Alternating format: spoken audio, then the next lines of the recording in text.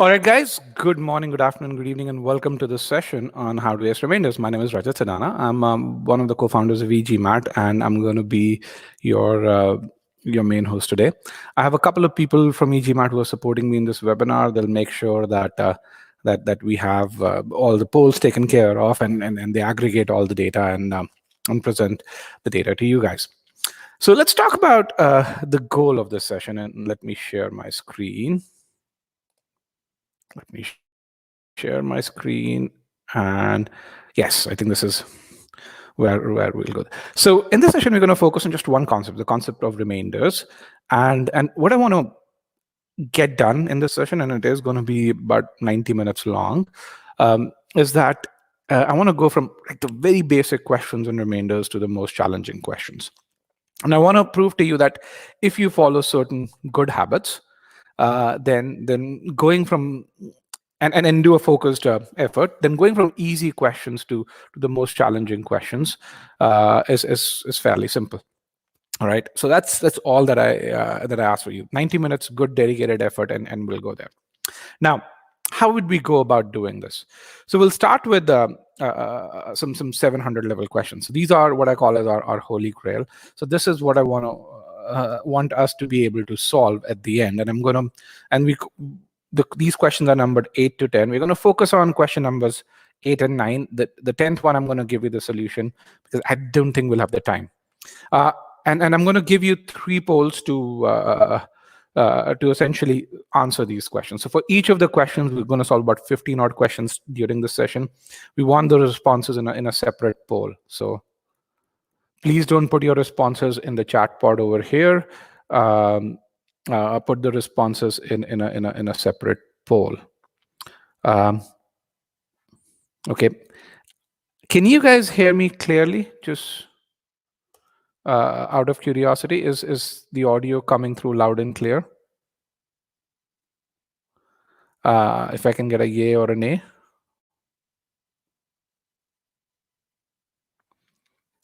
So, okay, I can see that it's a yes. Yes.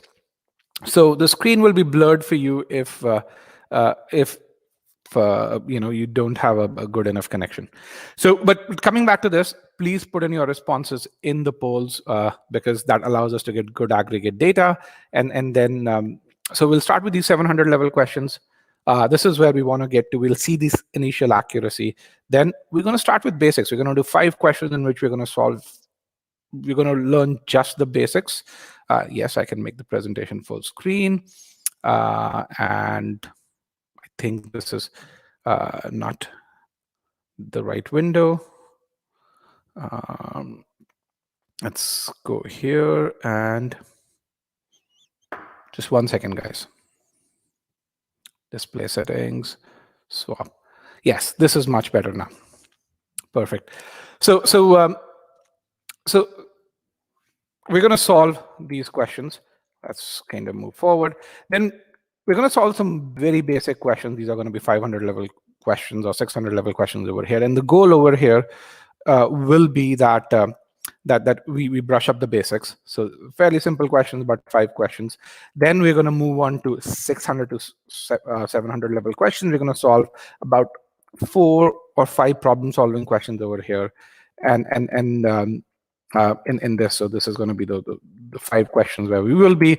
And then we're going to come back to this set of questions again over here, and we're going to solve them again. And that's how we're going to track our improvement. All right. So you guys with me so far? Okay. Harsha, you there?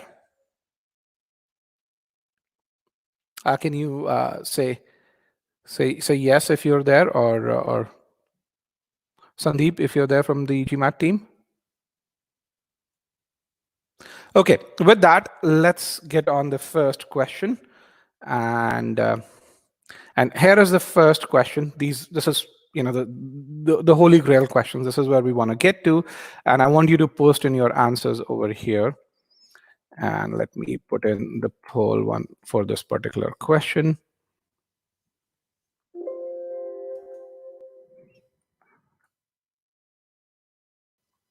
And here is the poll for this. Hold on.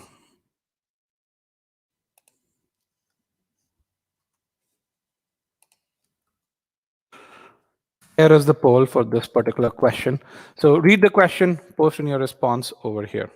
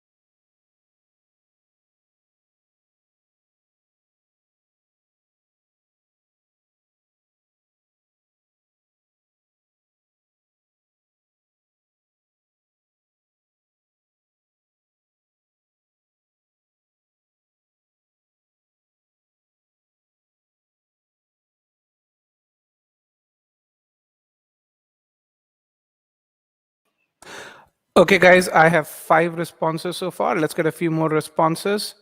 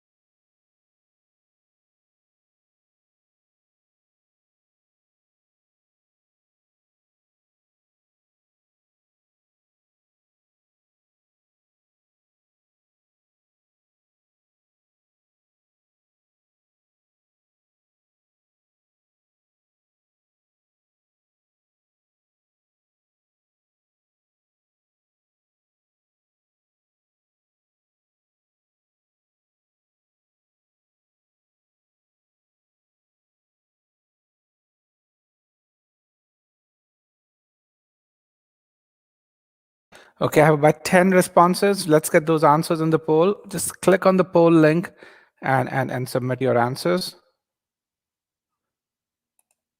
Here is the poll link. It's also in the chat pod.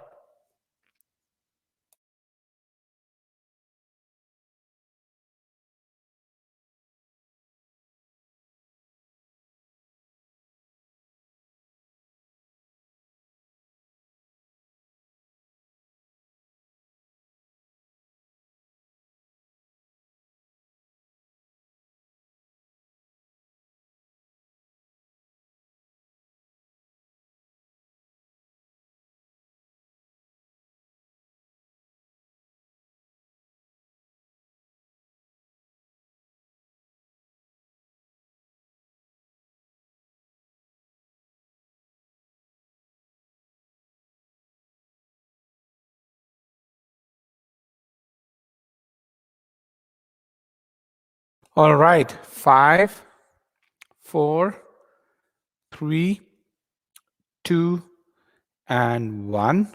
And then we're going to go towards our last 700 level DS question before we start the session. All right, here's the poll for the last question. Here's the poll, and here is your question.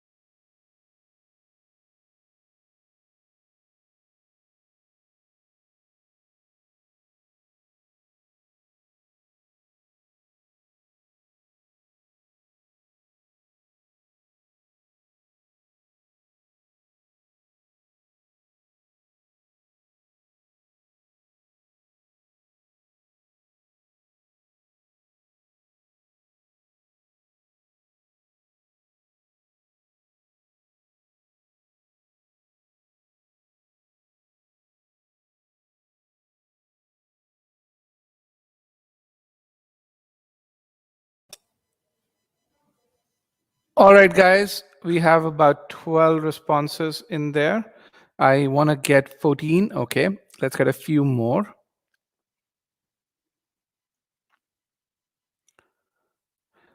16. We are 3 minutes into this question, so my timer says we're about 2 minutes 55 seconds. Let's get to about 24 responses so that I can then share the results and then we can move forward. 3, 2, and 1. Let me end the poll. All right. So how were these questions? And my apologies that there was some audio some audio noise despite me muting myself. But how were these questions? If I can get some feedback on the chat, that would be great. So how were these questions?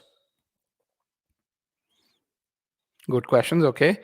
How many of you felt they were very difficult? Okay, they were tough. These are 700 level data sufficiency questions. Hence, you are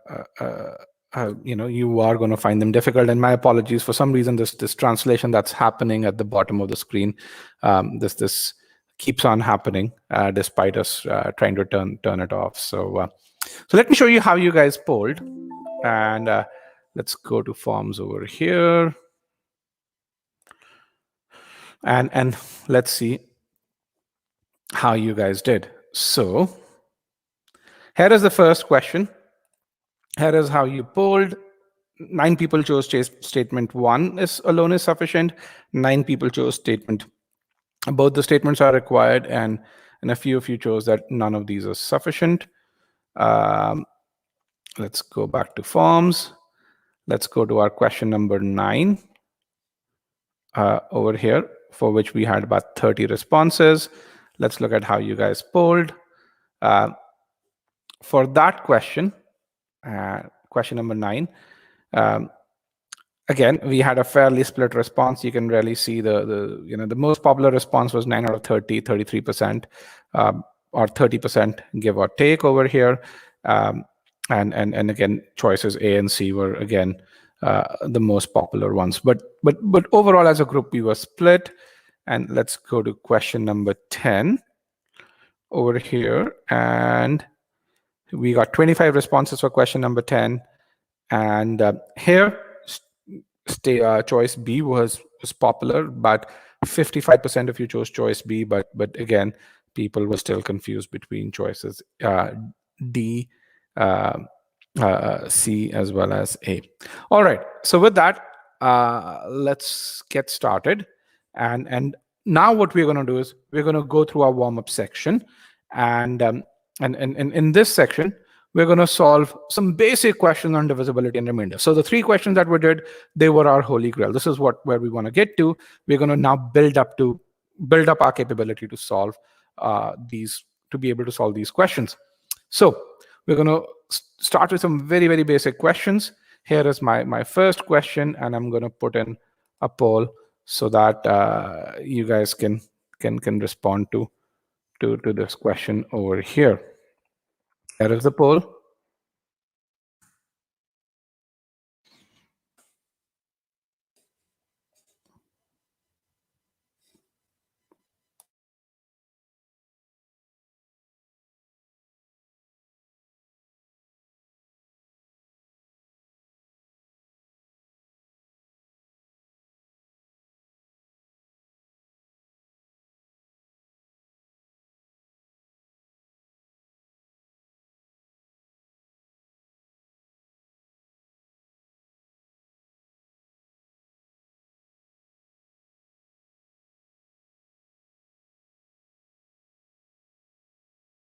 Forgive me, guys. Wrong poll over there. Sorry. Forgive me. This is the poll for the following question. I should have given the poll for question number 1. So please choose this one over here.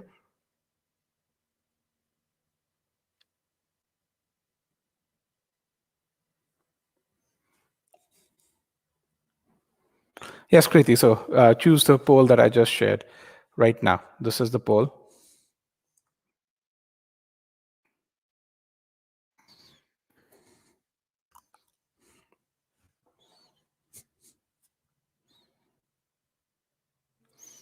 All right, we have 18 responses. Pretty much everyone chose option B. So let's kind of move forward over here. So what this question says is Z is a 3-digit number whose digits are consecutive numbers, and they are in increasing order. So we have consecutive numbers, they are in increasing order. And then it's asking about divisibility of by 3. So whether Z is divisible by 3 or not. So we go with the divisibility rule of 3, and again, what's our divisibility rule? The divisibility rule is that sum of digits should be divisible by 3. Okay, so because the digits of Z are consecutive, we can represent Z as x plus 1 and x plus 2. So x plus 1 and x plus 2 are consecutive digits. Sum of the digits is sum of these 3. We do this, we get 3x plus 3. You take 3 common. It's 3 times any number, and 3 times any number is always divisible by 3, which means choice B is our correct answer. All right. Now, let's go to the next question over here. So that's just choice B. Very, very basic divisibility rule of 3. Now, let's go to our next question over here. And we're going to get the poll for that question.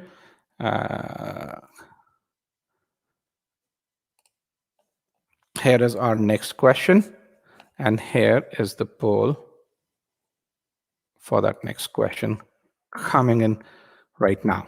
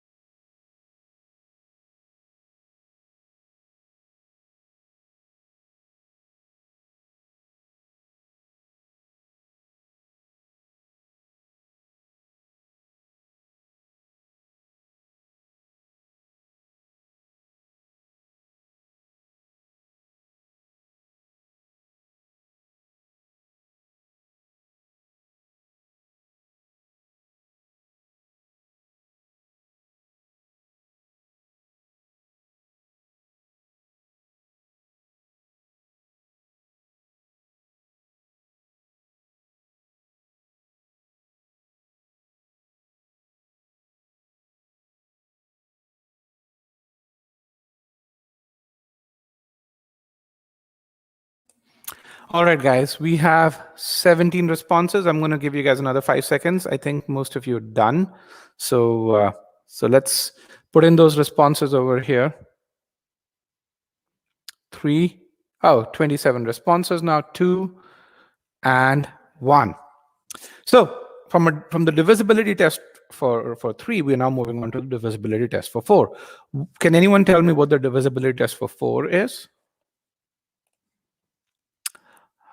The divisibility test for 4 is that the last 2 digits should be divisible by 4.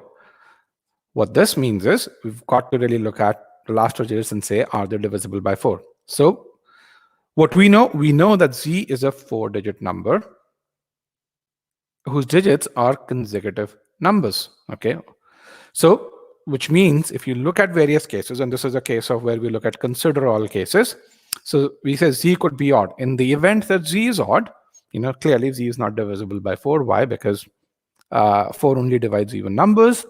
Then Z could be even. So which means the last 2 digits may be divisible by 4. An example would be 3, 4, 5, 6, where 56 is divisible by 4, which means 3, 4, 5, 6 is divisible by 4. Or the last 2 digits may not be divisible by 4, which means 1, 2, 3, 4. This is an even number, yet not divisible by 4. So the correct option is going to be choice A over here, where Z may be divisible by 4. Out of 29 responses, 14 of you got it right. The other 15 did not get it right. For those of you who made a mistake, can you tell me where you made a mistake?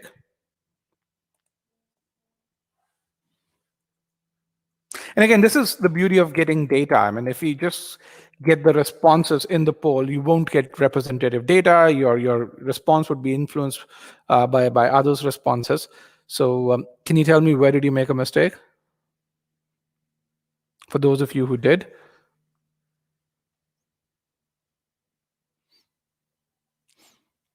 Okay. So let me explain the solution once again, very briefly. Again, these are very basic questions. My intent wasn't to spend time. So Z is a 4-digit number whose digits are consecutive numbers, which means it's like 1, 2, 3, 4, 3, 4, 5, 6, and so on and so forth. So the question is asking, hey, is Z divisible by 4? You look at the option, and you really see this is what the question is asking. So you take various cases, and this is a core skill or a process skill that we say consider all cases, and you say if Z is odd, which means if Z is 2, 3, 4, 5, you can see consecutive numbers over here. It's not divisible by 4. If Z is even, you can really say in some cases Z is divisible by 4, in other cases Z is not divisible by 4, and hence the correct answer is Z may be divisible by 4, which is choice A. All right. With that, let's go on to the next question over here. This one builds on our previous question, and here is the poll for our next question.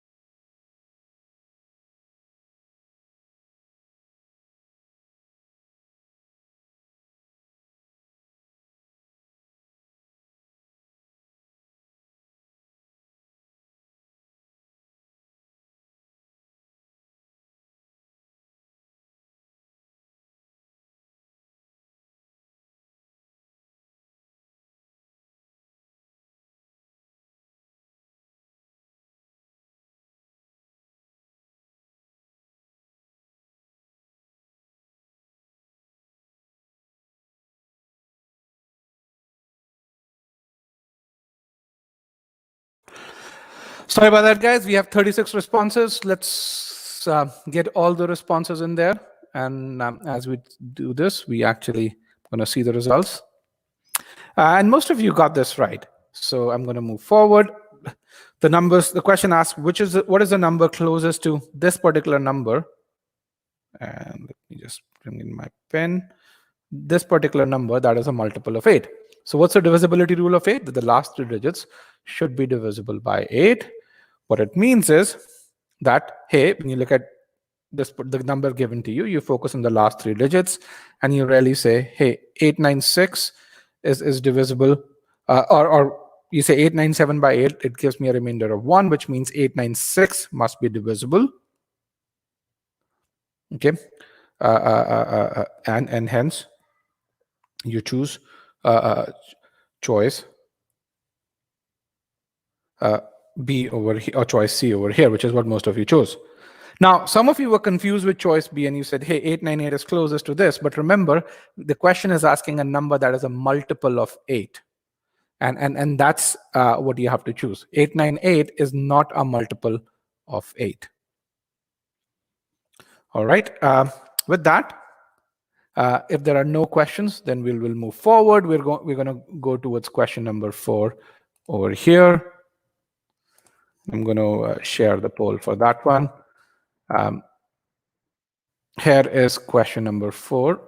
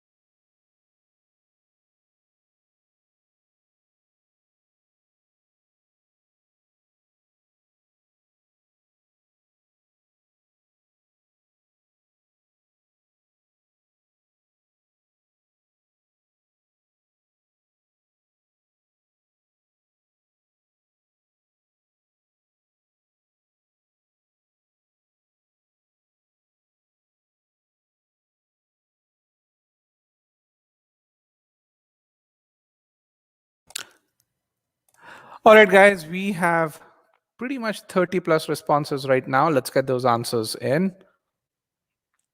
5, 4, 3, 2, and 1. So this is where we start to get into the groove. So what's given to us is n is a number that leaves a remainder of 3 when divided by 204. And the question is asking, what's the remainder when n is divided by 4? So how do you go about doing this? You say, hey, the concept that you're going to look at is dividend, which is n over here is equal to divisor times quotient plus remainder. That's one equation that we're going to use again and again and again during this webinar. So what do we have to find? We have to represent n as 4p plus r, where we want to find the remainder when n is divisible by 4. So we want to find this r over here.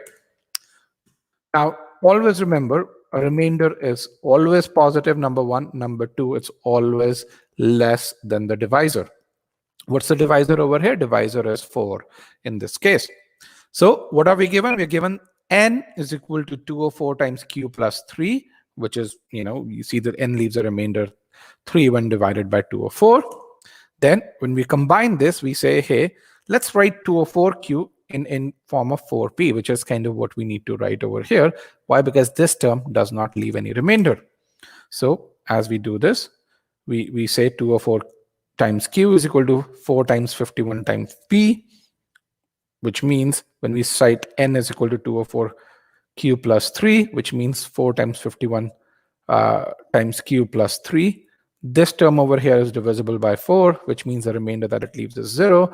This term is your remainder, hence the correct answer is choice D. And pretty much 90% of you got it right. So that's wonderful. So you guys are getting this. Let's go on to the next warm-up question over here. And before we go on to the next warm-up question, I want to make sure that you have the poll. Here is the poll for our next warm-up question. So I'm going to mute my.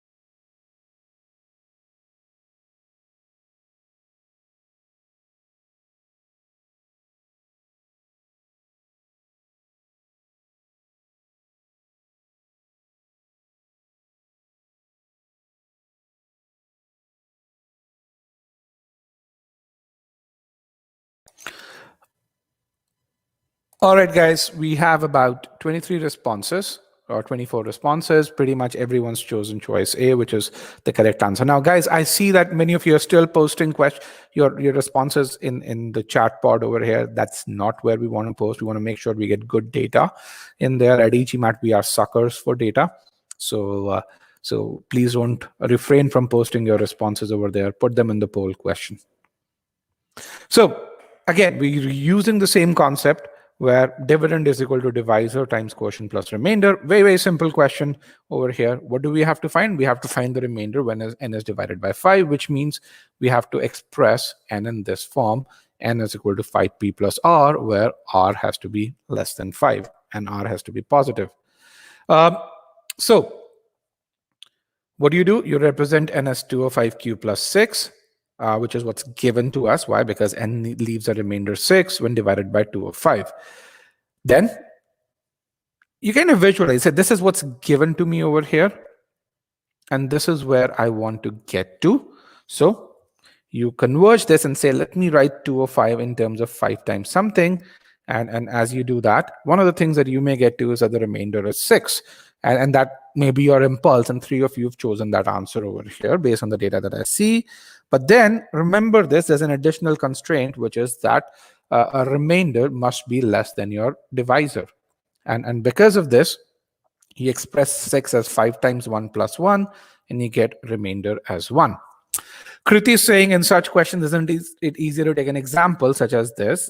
She's taken the example as 211 and then divide that by 5. Yes, Kriti, in such questions it is, but what we are trying to do over here is build scalable methods.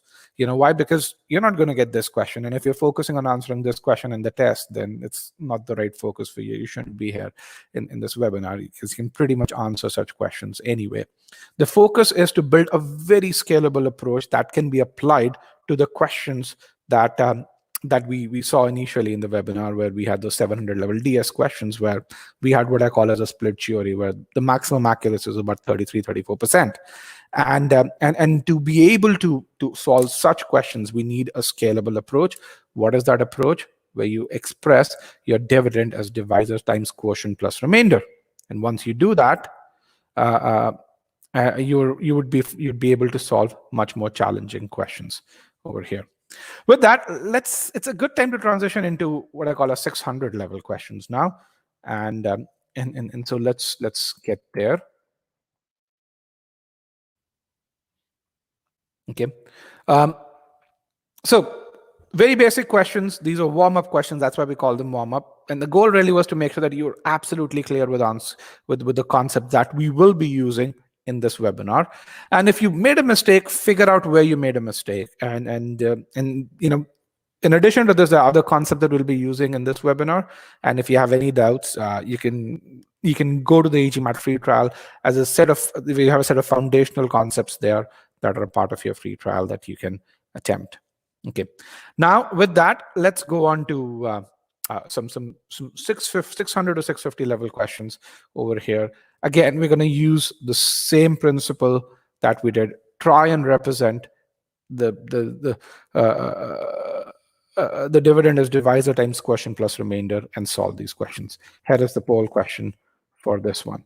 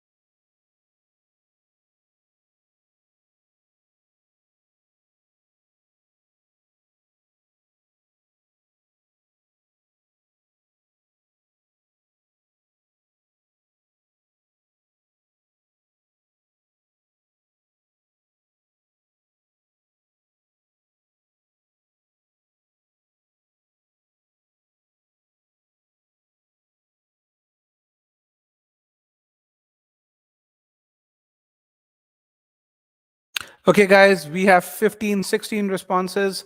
Let's get to the answers. All right, 17. I'm going to give you 15 more seconds to get there.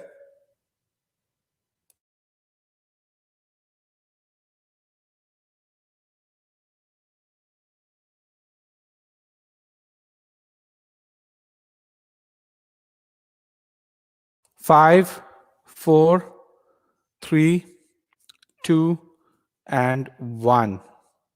All right. Yeah. Please forgive me if the equal to sign is not legible. If there's something that is not legible, do ask that. And the question is also there in the poll. So what's given to you is m is a positive integer, and m by 30 leads to 8.2. Again, we use the same equation. Dividend is equal to divisor times quotient plus remainder. Then essentially what we've been asked is, what's the remainder when m is divided by 15? So we need to represent m as 15p plus r, where r has to be less than 15. Okay. Now, what do? We say m is equal to 30 times 8.2 because that's what's given to us over here. Now, what do? We then split it. We say 8.2 can be split as 8 plus 0.2. That's what we do. And this is 0.2 to be very clear. And then and that's kind of what we call as a process skill of visualization. Then we really say, okay, this is what's given to us. This is what we need to represent it as. So let's go about doing this. Okay. So we split 30 and we say, hey, 30 is 15 times 2 times 8. So 30, we say 15 times 2. And then 30 into 0.2 leads us to the number 6. So this number over here is completely divisible by 15. So the remainder over here is 6, which gives choice C as the answer. The next question is going to be very, very similar to this one. And let me get in the poll for that one over here. And so again, same process skill, same formula. The application starting to get a bit more challenging over here. Now, here is our next question. Let's very quickly do this before we move towards some challenging questions.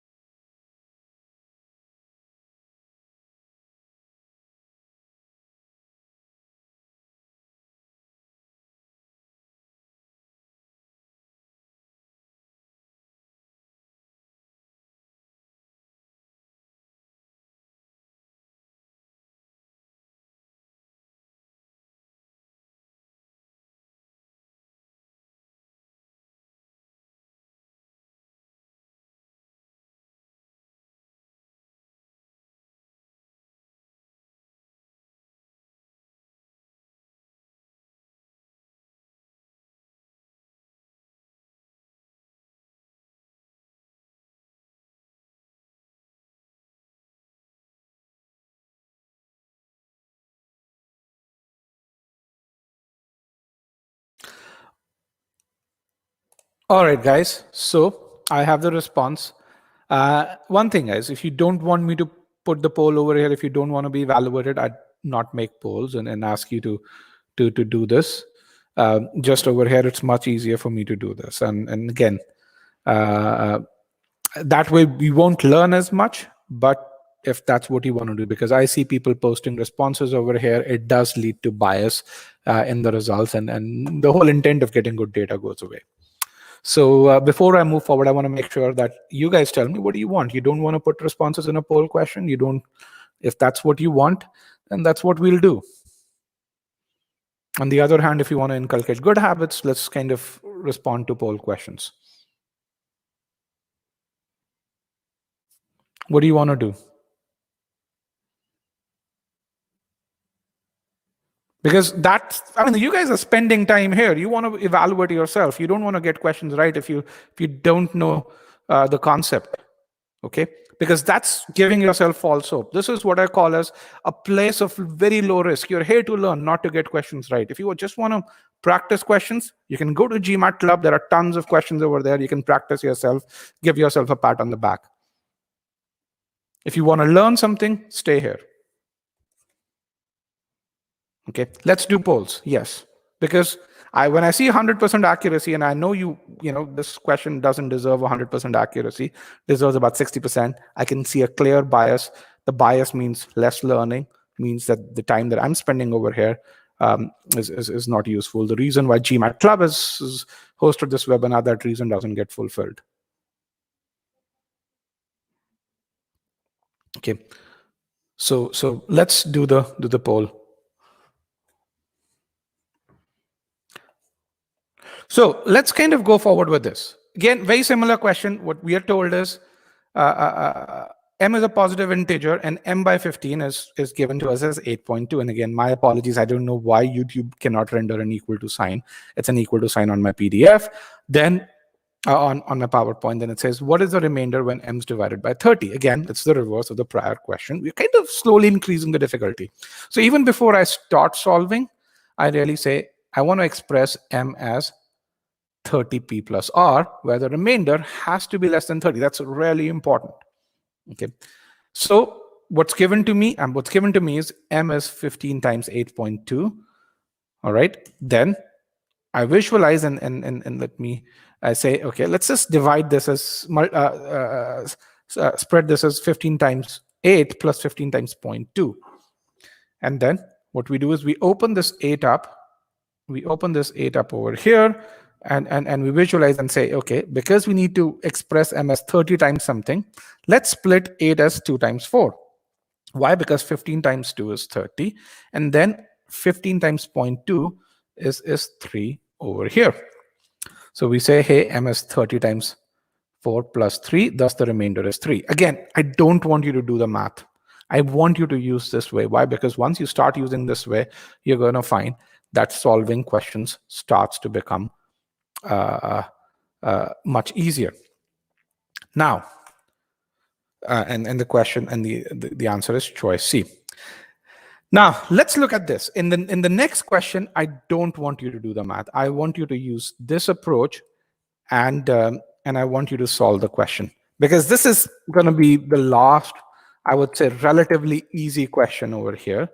And then after this, we're going to start to go more into questions where you will need to use this approach. The math by itself would become very difficult.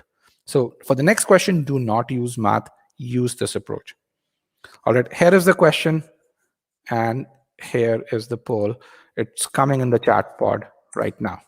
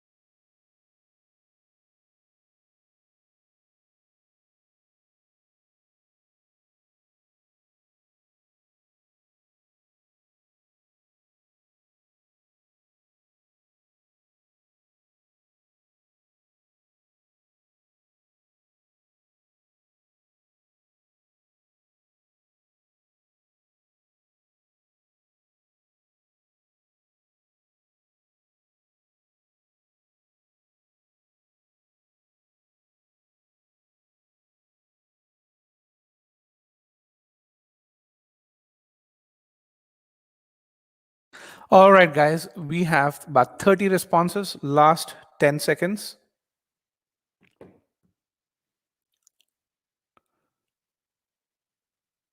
5, 4, 3, 2, and 1. So hopefully you guys use this approach. I can see about, let me just hover my, we got about 81% of you, I think, got it right. You chose choice E. So let's quickly go over this. What are we asked to do? We are asked to really figure out what's the remainder when m's divided by 30. Essentially, we need to express m as 30p plus r. What is given to us? What's given to us is m is 15 times 9.2. So let's kind of look at this. So we visualize this. Again, we say, hey, let's kind of express m as 15 times 9 plus 15 times 0.2. And then we say, okay, we have to express m in this form. And by visualizing this, so comparing these two, this versus this over here, we really say, okay, let's kind of divide 9 as 8 plus 1. So we say m is equal to 15 times 8 plus 1 plus 3. Remember, 15 times 0.2 is 3 over here. So this is how we got 3. Then we look at this and say, hey, 15 times 8 plus 15 times 1 plus 3, which means this number over here essentially is divisible by 30. This number is not. This number is not. So we get our remainder as 18. We say, okay, 18 is less than 30, which means the remainder is less than the divisor, which means this needs to be the correct answer. And choice E is indeed the correct answer. We have a bunch of you who chose choice B. Where did you guys make a mistake when you chose choice B?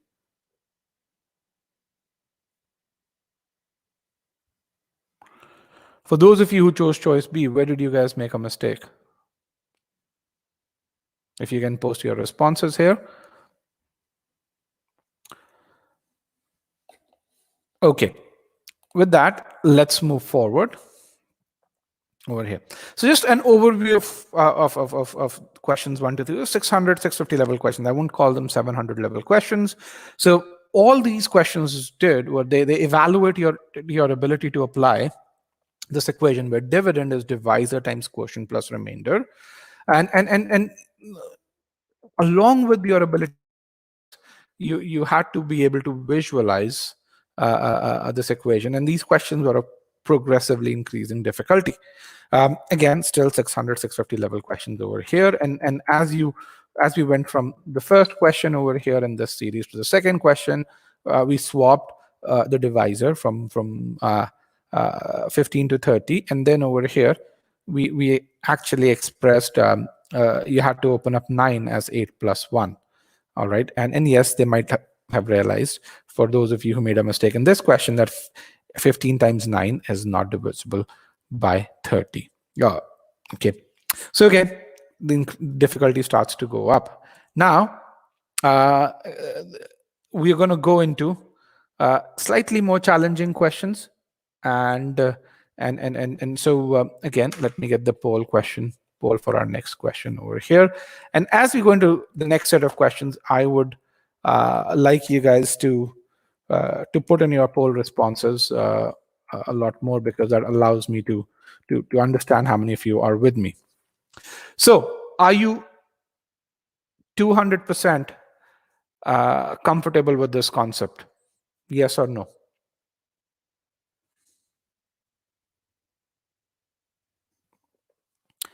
That dividend is divisor times quotient plus remainder. That's the only concept that we're going to focus on today. And we're going to solve questions, increasingly difficult questions, using this concept. Okay. So let's now build upon our understanding of this particular concept. And let's see how we go about doing that. So we're going to talk about a concept which is, addition of remainders. So when you think about this, you say, what is the remainder when this simple number 31 plus 43 is divided by 7? There are two ways of doing it. One is you actually go about adding these numbers, and you say 31 plus 43 is 74, and then you say 74 divided by 7. You get remainder as 4. Or what you really do is you really say, I'm going to divide both these numbers separately. You're going to use really the distributive property. And you say 31 by 7 leaves the remainder 3. 43 by 7 leaves the remainder 1. I add up these two remainders. And this remainder, this number over here, is less than my divisor, which is 7. And hence, this has to be the remainder. That's called the addition of remainders concept. Very basic concept. We're going to apply this going forward. When the numbers are simple, you can use either approach. But when each of these numbers starts to get complicated, or it becomes complex, sequence 2 or approach 2 over here is a preferable approach. It makes things a lot simple. Okay. Now, the same thing applies when it comes to the multiplication part as well. So we really say, hey, what's the remainder when 31 times 43 is divided by 7? Again, we had 31 plus 43 here. We have 31 multiplied by 43 over here. And the answer is 3. Let's see how we go about doing this. Option 1, you multiply both the numbers, and you get this product. And then once you get the product, you divide it by 7 and do the division and get the number as 3. Option 2 is where you say, I'm going to divide 31 by 7, I'm going to divide 43 by 7, I'm going to get the respective remainders, and I'm going to multiply, not add, but multiply the respective remainders, and 3 times 1 is 3, so that's going to be less than 7, which is less than my divisor, and hence that is my remainder. This approach, while you get the correct answer most of the times, or all the times, is not something that I would recommend when it comes to product of two numbers. And why? Because it starts to get onerous. The math starts to become difficult. In many instances, you can't do the math, especially when it comes to data sufficiency questions. So this is the approach that I would recommend using when solving product, when finding a remainder of product of two numbers. All right. Everyone clear with these approaches? Just these are just, you can use them. I'm going to explain why they work, but everyone clear so far with these?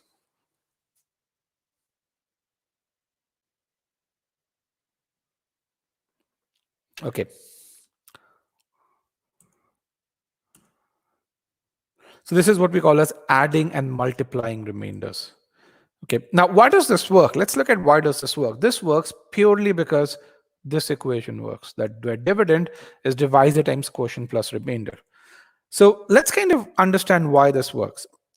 So when we say what's the remainder when 31 plus 43 is divided by 7, what we do is we express 31 as 7 times 4 plus 3. And 43 is 7 times 6 plus 2. Okay. Now, so when we do 31 plus 43, we actually are adding this term with this term. This is what you can see is over here plus over here. So what do you see? Let me just see if I can. You see a term which is divisible by 7, also divisible by 7. And then you see a term that is not divisible by 7. This one over here is not divisible by 7. This one over here is not divisible by 7. So when you do this, you combine these. What is this? This is the sum of remainders, and hence the final remainder is 4. Is this clear to everyone? Why does this work? Everything stems from this equation. All right, I'm seeing a bunch of yeses. That's great. Let's see, why does the product part work? So when we say you have a product of two numbers, you can simply divide each of the numbers by the divisor, which is 7 over here, and you multiply the remainders of over there. Let's see why that works. Same thing. Let's express 31 as 7 times 4 plus 3. Now, when you think about expressing 31 as 7 times 4 plus 3, this is one term that does not leave a remainder. This is a term that does leave the remainder. And so it's a term that has 0 remainder and a finite remainder. Same thing, we can express 43 as 7 times 6 plus 1, a term that has 0 remainder and has a finite remainder.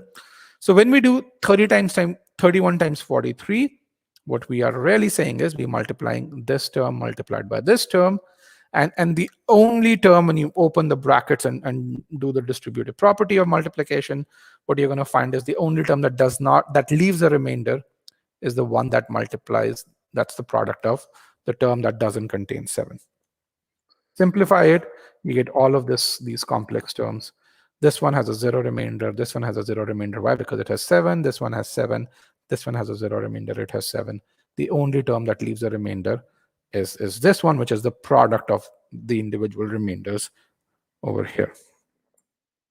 So we are able to write this as 7p plus 3. Now, if this number 3 is less than our divisor, that's the remainder. Otherwise, you actually split it into. If this number were, let's say, 10, you would say 7 plus 3, so that the remainder would be 3 again. Now, does this make sense as to why this works? Is that clear? So the next two questions, I want you to use this and apply this particular concept. All right. So here is the next question.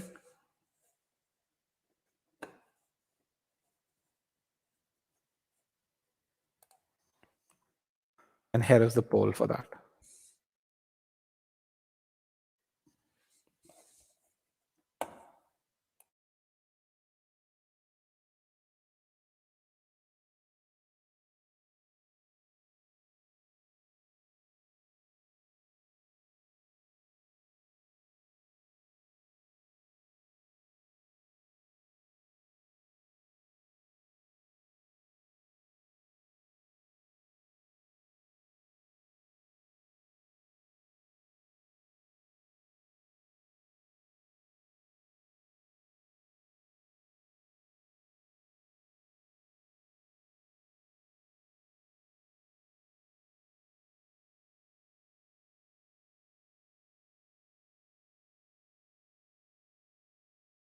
Okay, guys, please put the responses in the poll, not in the chat pod over here. I have 20 responses, 24 responses. I'm going to give you guys another 15 seconds.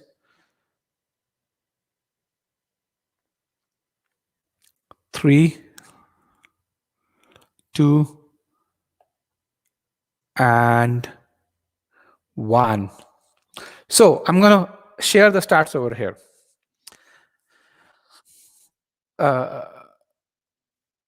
I see 16 people have chosen choice A, 12 have chosen choice C. There are 2 people over here, and there's 1 person over here. Now, this is a classic trap question. You learned a bunch of things and you want to apply it like a hammer everywhere. Don't forget your basics. What's the question is asking, what's the remainder when this product, and this is 5, by the way, if you could not see it, I just want to make sure it's raised to the power 5, is divided by 3. And when you really look at this and you say, man, it's divided by 3, you have 24 over here. So what should the remainder be? The remainder should be 0, okay? Because 24 is completely divisible by 3. And I understand you learned the product of two numbers over there, but don't forget your basics. Okay, the fact that I taught you something doesn't mean that you forget your basics. You should have just marked 0 right away over this.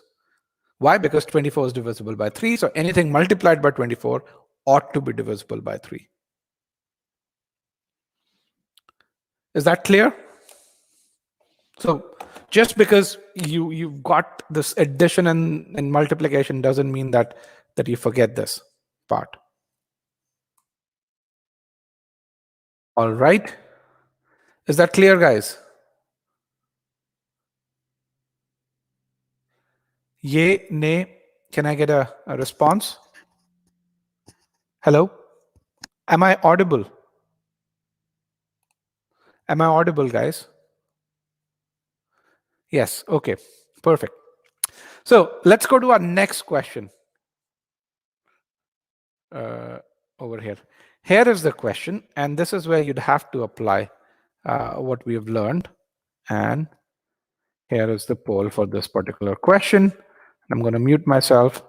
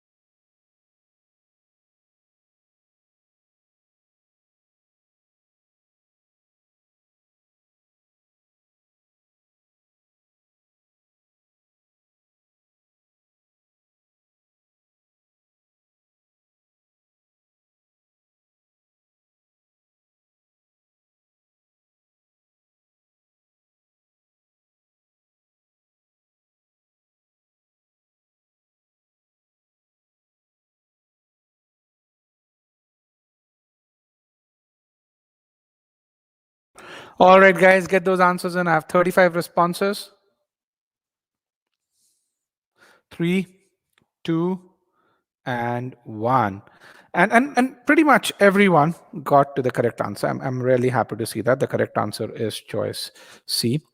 So what is this poll asking? So when you think about this expression, it can be considered as a product of 3 numbers, where each number is 25 times 38 times 25 times 38 times 25 times 38. So this is expression 1, expression 2, number 1, number 2, and number 3. So by using the same principle that we studied, once we figure out the remainder for term 1, so this is 1, this is 2, this is 3, we figure out the remainder for 1, we figure out the remainder for 2, we figure out the remainder for 3. and then you multiply those remainders. Now, it so happens that in this case, 1, 2, and 3 are identical for us.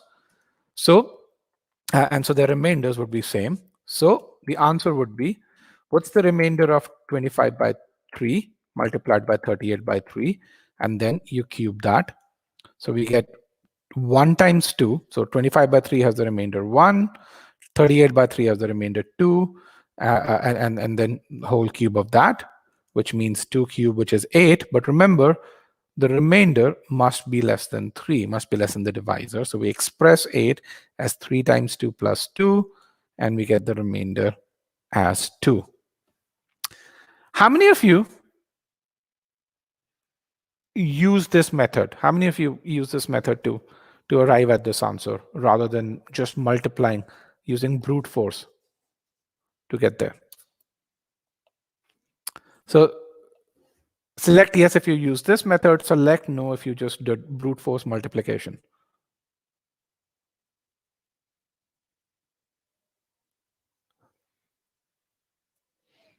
Okay, I see lots and lots of folks are saying yes. All right, that is good. And so you says, I did, but I didn't realize that remainder is greater than the divisor. Okay. Perfect. That is good. And I'm glad that it worked well.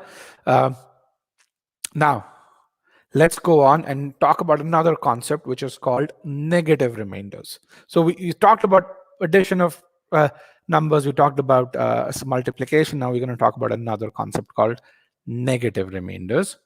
And let's talk about this. But before that, let's just do an overview of questions. Addition of remainders means if you want to figure out the remainder of a sum, you can sum up the remainders as long as the resultant remainder is less than my divisor. Okay, remember this, it all comes from this equation over here.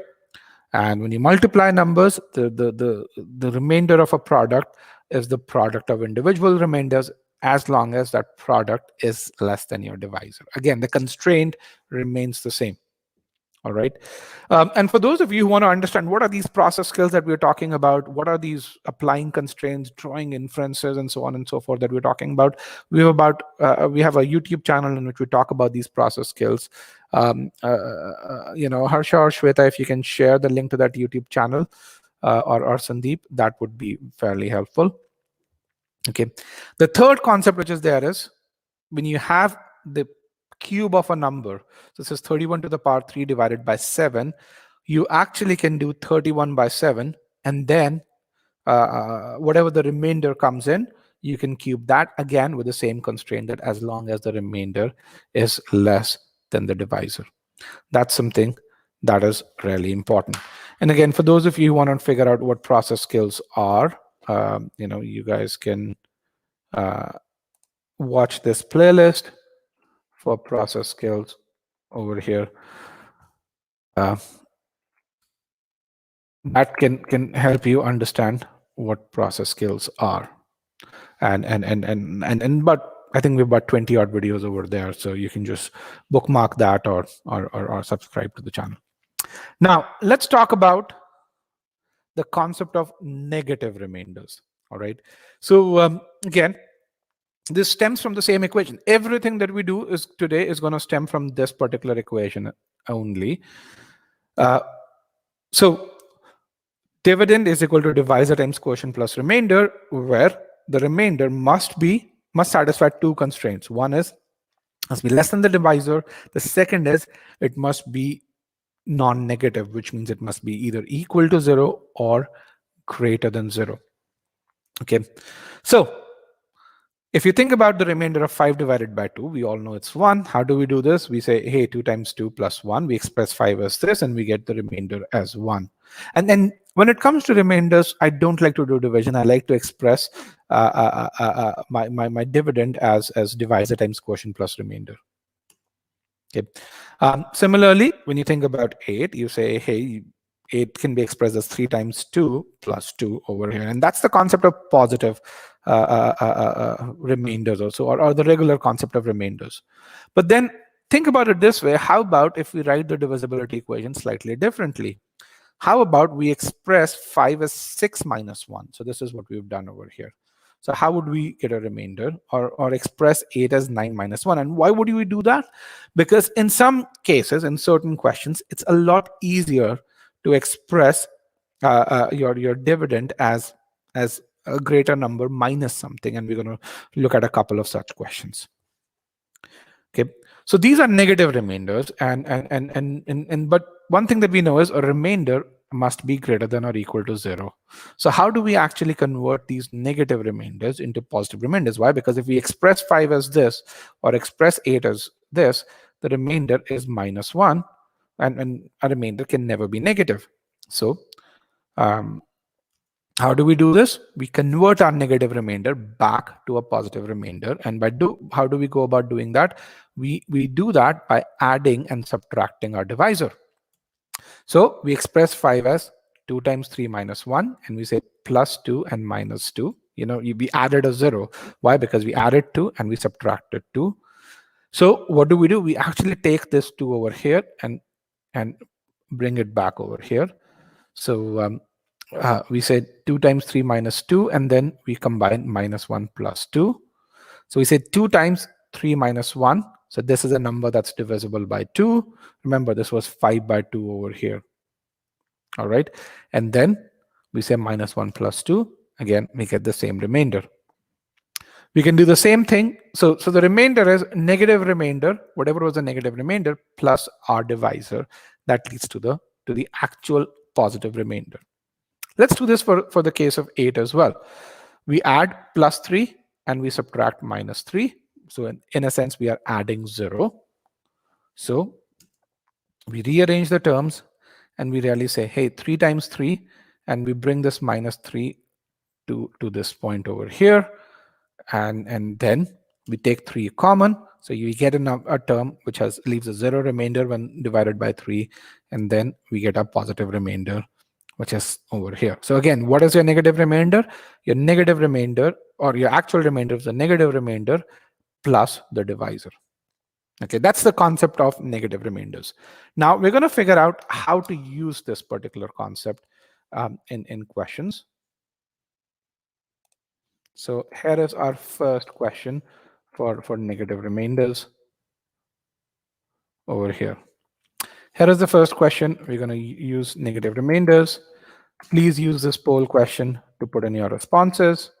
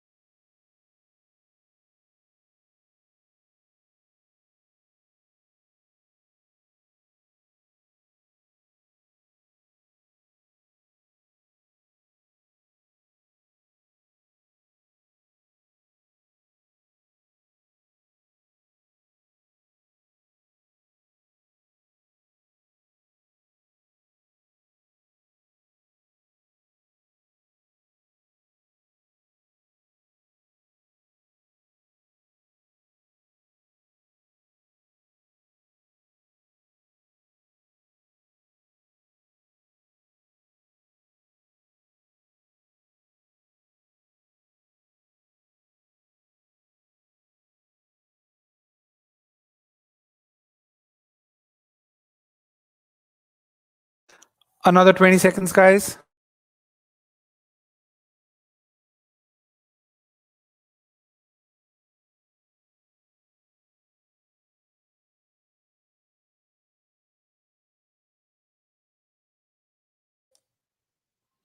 Five, 4, and guys, you solve and get those answers in. I only have 30 responses. I have 100 people in the session. 3, 2, and 1. That is good. So I have 23 people who chose 2. I have about 8 people who chose 1, and then I have one person who chose this, and I have one person who chose 0. So first of all, how many of you were able to use the concept of negative remainders while solving this question? Let's get that. So how many were able to use that concept of negative remainders?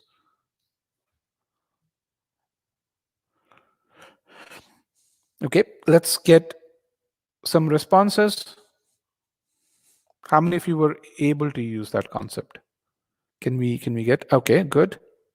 So you were given a sum of two numbers, and you said, and the question asked, what's the remainder when sum of these two numbers is divided by 3? All right. So this is what we need to find. Now, because it's a sum of two numbers, we can add up their individual remainders. And what we find is that this particular number leads to zero remainder, a remainder of 0. Why? Because 24 is divided by 3, or is divisible by 3. We already saw that.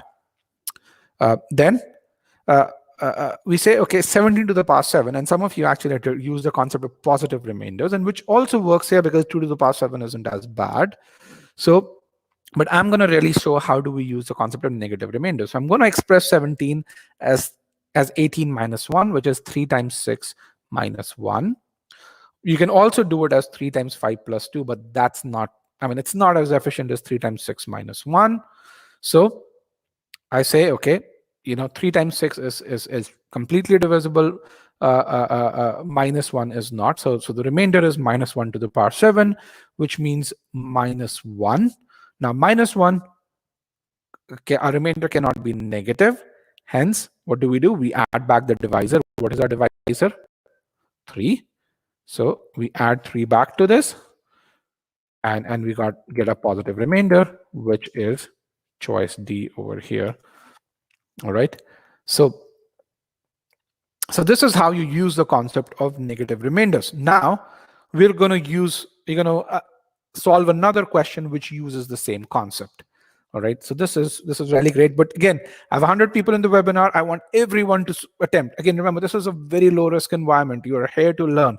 And when you make a mistake, when you apply something well, you give yourself a pat on the back.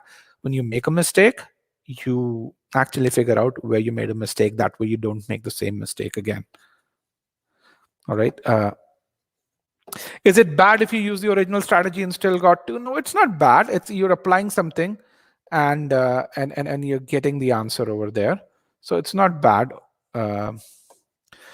But what I would rather that you do is you use the concept of negative remainders. Why? Because the next question, which is question number 7, that's coming on your screen, requires that you use that concept. So here is the poll for that next question. And I'm going to mute myself for a few minutes, for a minute and a half, to give you some time.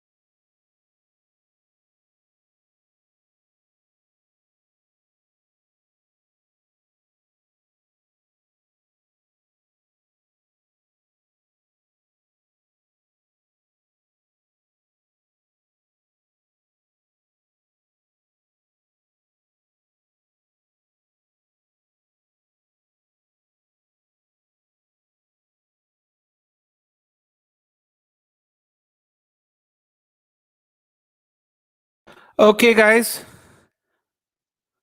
we have about 33 responses, and you guys got it right. I am really happy to see 30 of you. This is a 711 question, guys. 30 of you got this. Chose choice E, which is the correct answer, and very few of you chose this one. 2 of you chose this one, and 1 person chose over here. Okay, so we have the poll responses here. So the question is asking, what's the remainder when sum of 2 numbers? And again, one of the things I wanted to do is I want you to read this question the way I read it. It's sum of 2 numbers. This and this is divided by 6. These numbers are complex. So I go about doing this, and I really say, let's figure out each individual remainders, the remainder of each individual number. So the first number gives me a remainder of 0. We already know this. The second number, 17 to the power 7 divided by 6. Now, this number, if you try and express it as 15 plus 2, it becomes really complex. Or sorry, not 15 plus 2.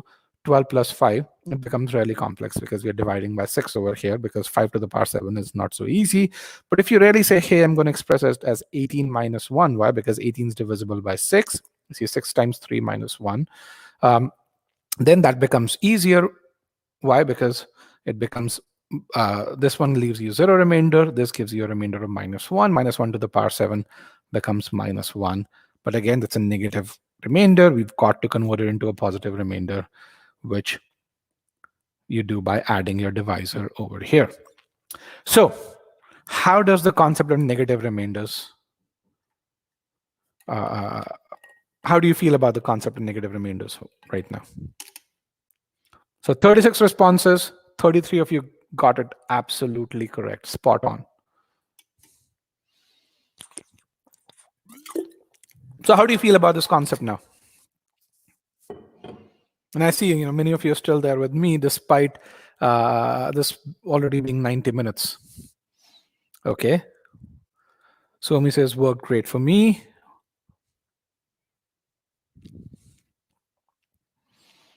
All right. So now what I want you to do is, now comfortable with this. Good. That's what I want. I'm going to give you another question now. And just let me send this question to myself. I just created this poll, so bear with me. Over here. So we're going to go back and solve our questions again. And I'm glad that that you guys are getting this overall. So that's good. Can the questions get tougher than for this concept? Yes, and that's it. They can, but they'll still be 700 level.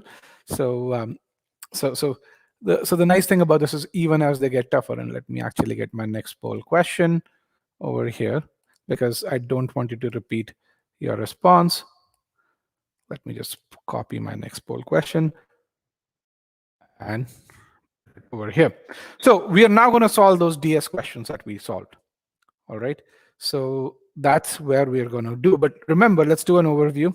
We still are on this one concept. We went from like the solving very basic questions to solving the questions where you were adding 2 numbers. We added the remainders to now, which was the concept of positive remainders, and then we multiplied the numbers again using the concept of positive remainders, and now we're using negative remainders. But the fundamental equation remained the same.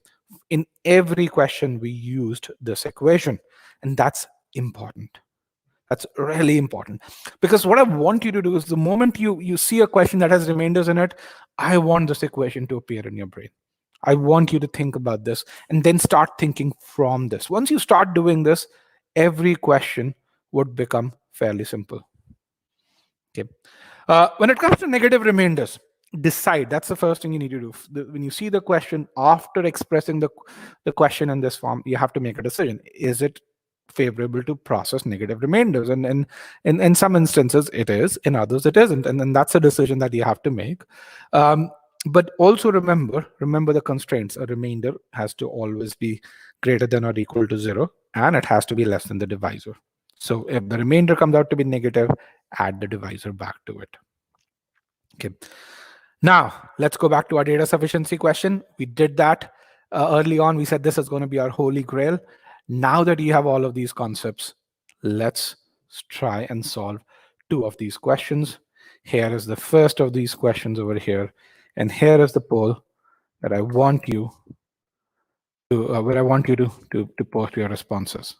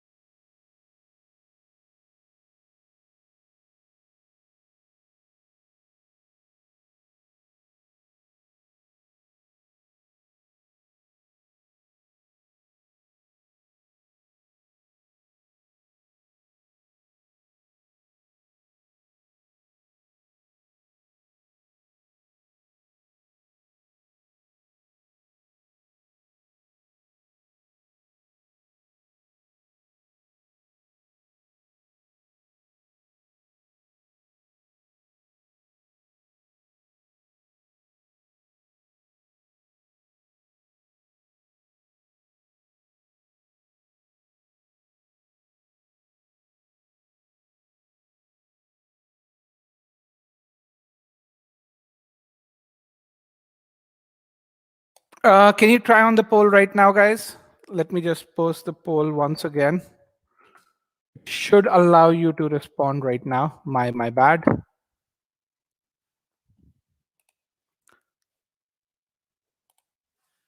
It should not say invalid right now. Okay, let me just, I'm going to get your link once again, guys. Okay, just give me 1 second. My apologies for this one.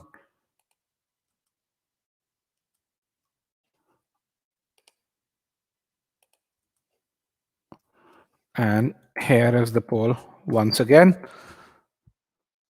My apologies.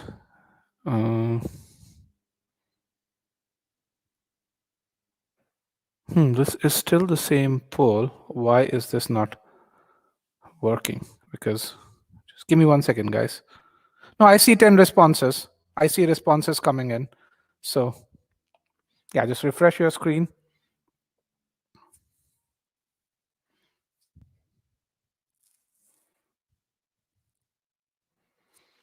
Okay, I have 21 responses, 23. Let's get to 29, 30 responses. Good. We have 32, 33 responses. Responses are coming in 35, 5, 4, 3, 2, and 1. So that's good. Let me share. How did you guys do? So let's go back. So over here, we got 24 people out of 40 responses chose choice A.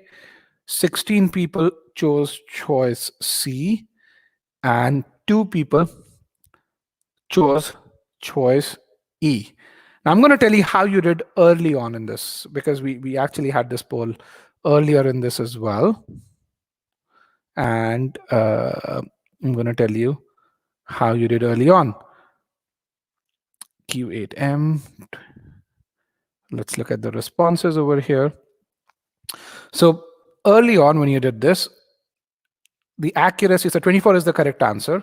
That's about 60% accuracy over here.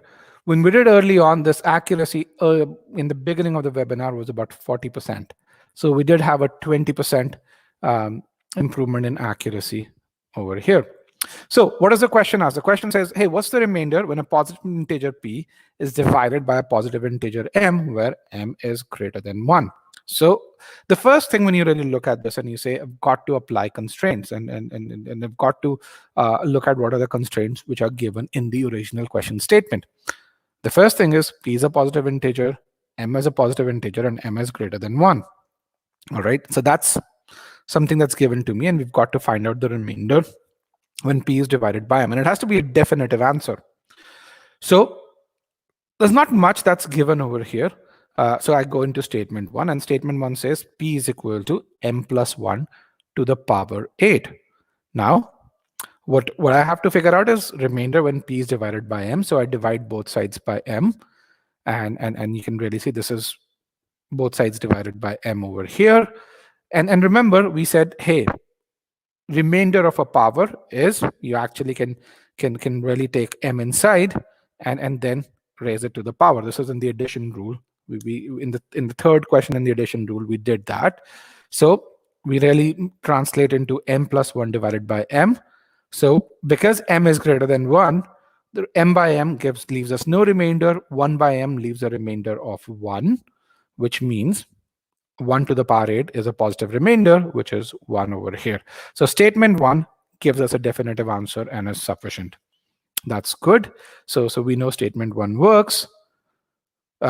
And so essentially our options remain either A or D. Now, statement 2 says m is equal to 8, and it doesn't give us anything about statement about p. Hence, because there's no information about p, we don't know what the remainder could be. If p is 9, if p is 10, if p is 11, p is 12, there could be different remainders, and hence statement 2 is not sufficient. Our correct answer is choice A. So for those of you, 60% of you got it right. For those of you who got it wrong, why did you make a mistake, or where did you make a mistake?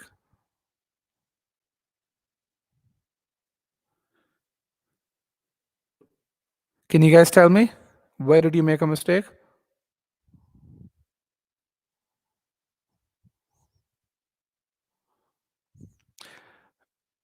1.5 or 2. Show me what is told to you about m. Positive m is a positive integer. Is 1.2 an integer?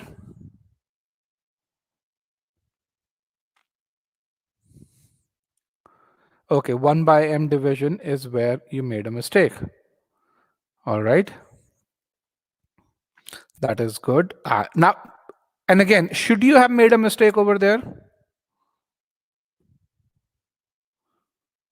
Should you have made a mistake over there? Given all that we have learned?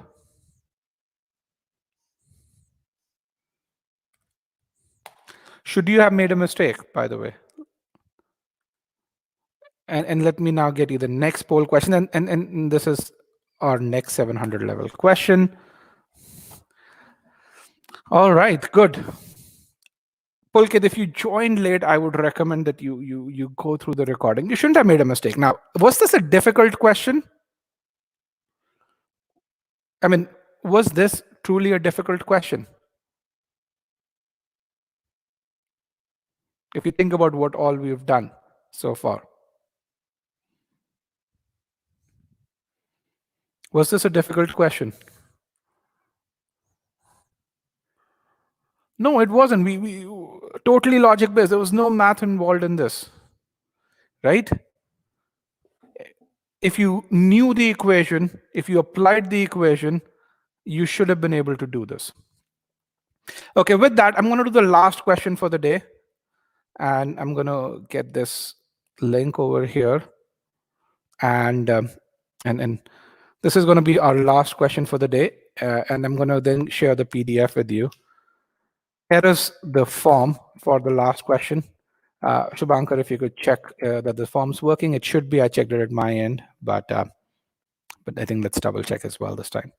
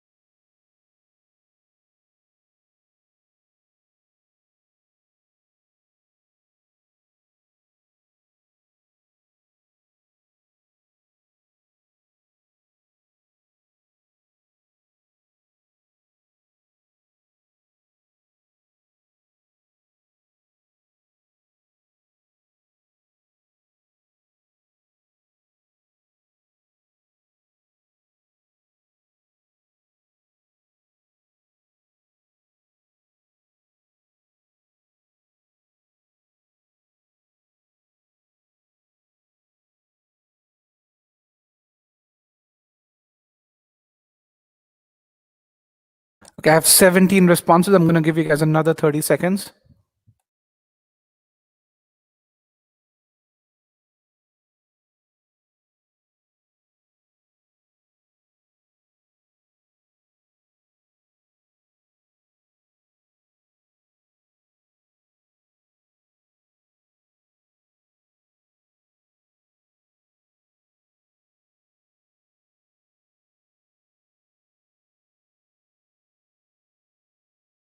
Okay, 35 responses. That is wonderful. I'm going to share the stats over here so that we have the numbers. So 14 of you have chosen choice A, 10 of you have chosen choice C, 9 of you have chosen choice D, and 8 of you have chosen choice E, and only 5 have 50 responses. This is record, by the way. I am super glad to see this. The participation is amazing. 5 of you have chosen this particular option, choice B. So let's kind of look at this. Now, this is a question in which there's a lot of meat available in the question stem itself. Even before you go into analyzing statement 1 or statement 2, you've got to make certain decisions, and you've got to do some analysis. And what this process skill is called is being able to draw inferences from the question statement itself. And it's really important that you do this. Now, for those of you who lack this process skill, I would recommend that you look at several examples of this process skill on our YouTube playlist. Post this. Actually, wrong link over here. So that was a form link. Here is the still form link. So, but here is the link to the YouTube playlist. But let's kind of look at the kind of inferences you should have drawn over here.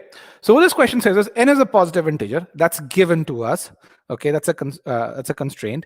And the question's asking, what's the remainder when 38 to the power n square is divided by 13? Now, so the moment you see this and you say 38 to the power n square, what should jump in your head? What should jump in your head? What concept do I have to apply? The concept of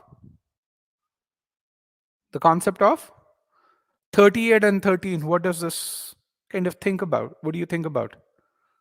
Negative remainders, yes. 39 minus 1. All right. So even before you read statement 1, you really say, hey, let's analyze the question statement. Why? Because I have to figure out what's the remainder when 38 to the power n square is divided by 13. All right.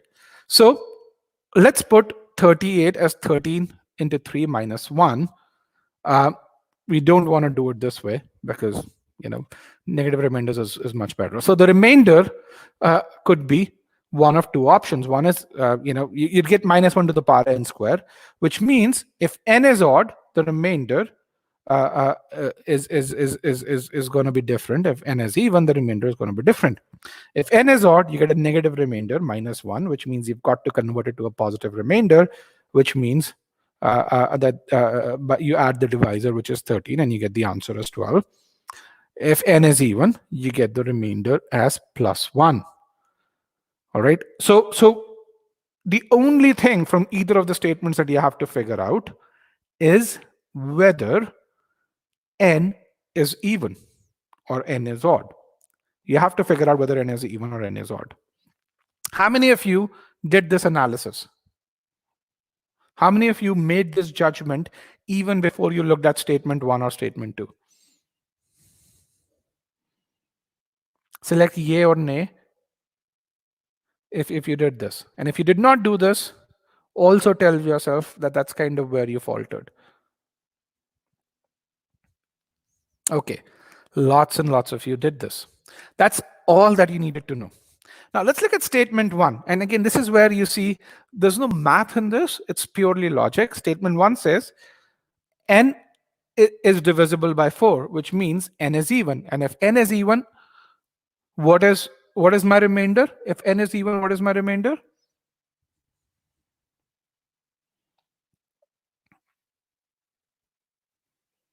If n leaves no remainder when divided by 4, which means n is equal to 4k plus 0, 4 times something, n is even, the remainder is 1. If we get a definitive answer, statement 1 sufficient. Now let's look at, and which means my answers could be either choice A or choice D. Now let's look at statement 2.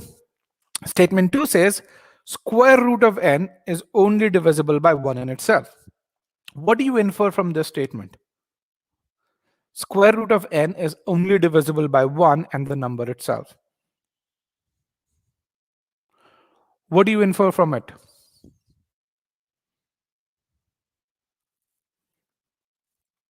No, what do you infer about n? If square root of n is only divisible by 1 in itself, that n is a square of a prime number. Okay, n is a square of a prime number. Okay, n is a square of a prime number. Root n is a prime number. N is a square of a prime number.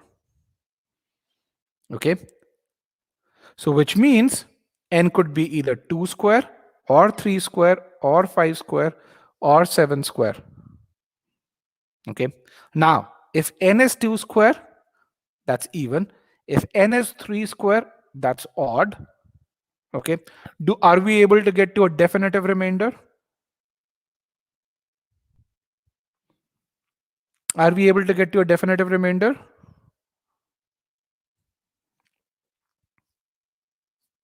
No. No, so statement 2 is not sufficient. And hence, your correct answer is choice A. 60% of you got this right. The other 40%, where did you guys make a mistake?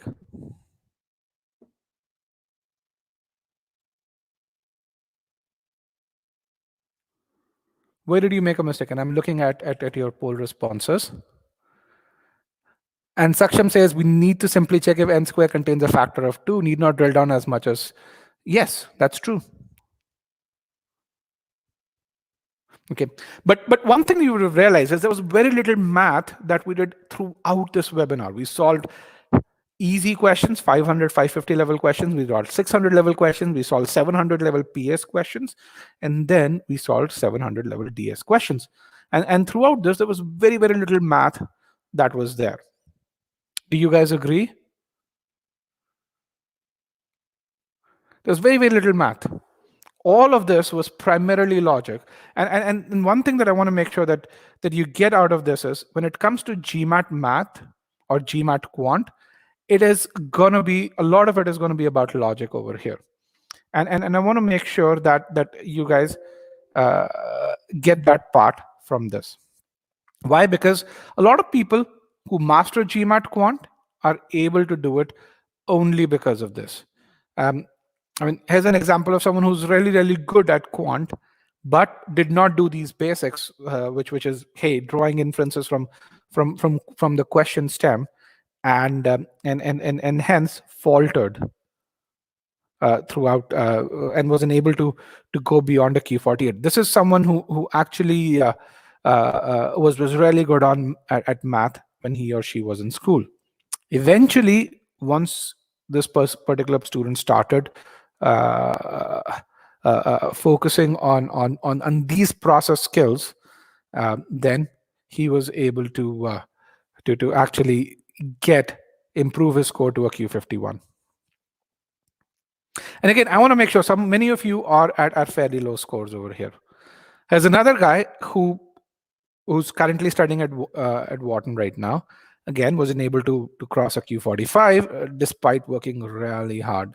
And again, the same issue. The guy knew the concepts. Like many of you guys knew the concepts over here, but he wasn't able to get to a higher GMAT score because he continued to make the same mistakes despite solving tons and tons of questions.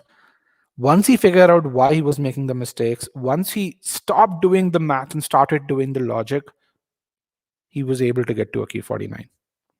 He actually is graduating from Wharton right now. A guy who went from a Q30 to a Q45. Now, there's a very different journey. Why? Because he started at a Q30, and one of the big mistakes that people do when they start at a Q30 is they start solving hard questions. No, you've got to make sure that you start with easy questions first, master them, get in the context of this particular session. You've got to be able to really say, hey, dividend is equal to divisor times quotient plus remainder. You've got to be able to apply that before you start moving on to sum of remainders, sum of numbers, product of numbers, then negative remainders, and then you've got to go to data sufficiency. As you guys noticed over here, that because we went in this methodical fashion, the data sufficiency questions started to seem easy. Prior to this, early on when I gave those questions, they seem very scary. But once you have the foundation piece in there, DS and 700 level DS is not as challenging. Now, how many of you over here are scared of doing quant on the whiteboard? How many of you are scared of that? If you can say yay or nay. Saying, man, I don't want to use the whiteboard. I don't want to do quant on the whiteboard. Okay, let's get a few more responses here. If you go to our YouTube channel, we have we have one playlist, and Shweta, if you can share the link to that playlist over here, in which we talk about just the whiteboard and how to solve quant using the whiteboard. Now, the beauty of this is, because a lot of GMAT quant is logic based, you can do it using the whiteboard, because you don't have to do the math. A lot of people say, hey, can't write equations on the whiteboard. No, not true. We demonstrate how you can write equations over there. And again, we don't ask you to do mental math. So let me actually share.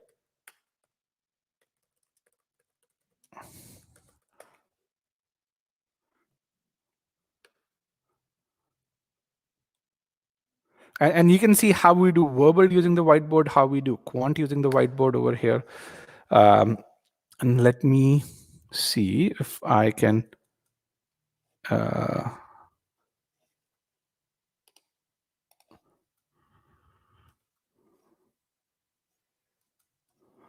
Here is where you can really see how we solve exponents using the whiteboard. And if we go into the same playlist, you'd be able to really see how you do GMAT quant using the whiteboard. There are about 10 videos that we have posted. We'll be posting more and more videos overall. And here's a guy who improved from a Q38 to a Q50. Anyone below a Q40 right now over here who wants to get to a Q50? Anyone below Q40 who wants to get to a Q50 over here?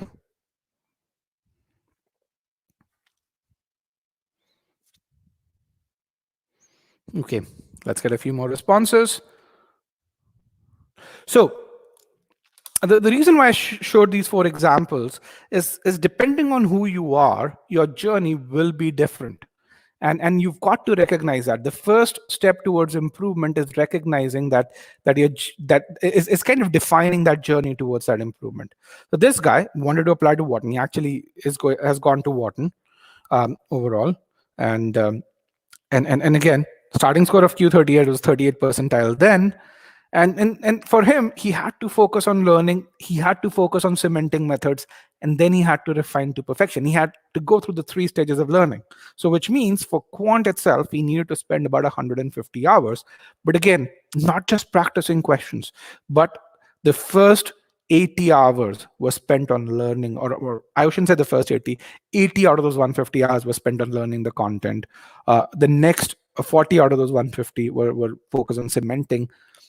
Only once he had done these 2 stages well, the last 30 hours were on that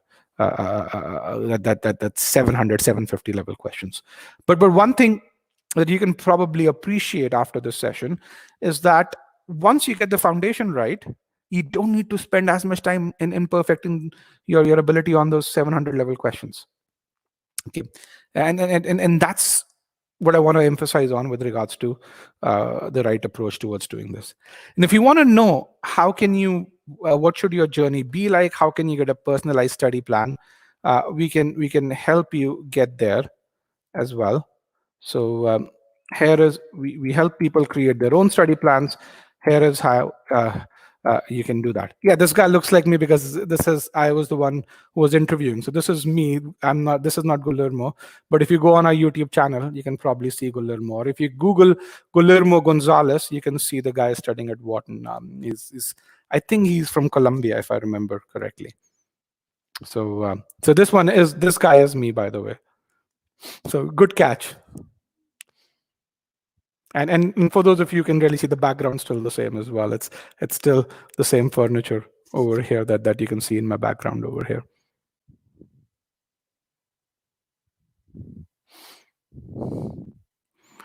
Okay, but again, as we end this webinar, if you want to ace GMAT Quant, don't solve a ton of questions. Don't blindly solve questions. Rather, focus on building that learning and adopting those good habits. Once you build those good habits, you're going to find GMAT Quant's a piece of cake. And then again, this is not just exclusive to GMAT Quant, even for GMAT Verbal. It's very, very similar. It's about focusing on learning and not focusing on the score. Let that score be an outcome. Okay? Don't chase the score. Chase learning. You chase learning, the score will be an outcome. If you chase just the score, you will not learn. You'll waste a ton of your time overall. And that's about it, guys. I think these ones, you guys already know this over here. If you like the session, hit the like button and let me know. If you have feedback, you can always write to me at rajat@e-gmat.com.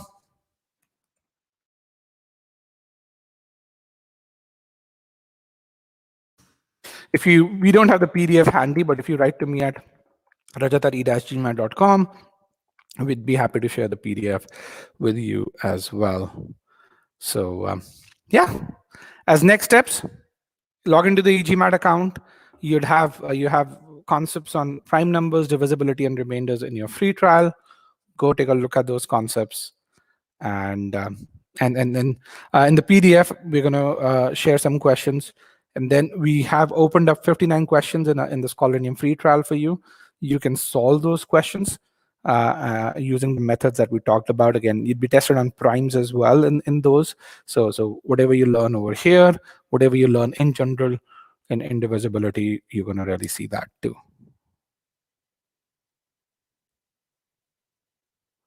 Okay, Vishwadeep, thank you. I don't think that's the same Guillermo that I'm talking about, but yes. So I don't think that's the same guy. And again, if you want to really connect with this Guillermo, you can connect with me on my LinkedIn as well. Let me give you, so my LinkedIn, I have about 15,000 students who are connected with me on my LinkedIn. They all study at top B schools. So yeah. All right. Thank you very much, guys. And with that, good luck for your GMAT preparation. And I will see you in our next webinar, which is on Wednesday, in which we're going to look at how do you solve completely underlined questions that test modifiers and lists. Okay, and Payal's going to host that webinar. So if you like this, you're going to love that webinar. She's a much better speaker than I am. Thank you very much. Bye-bye, and have a good evening.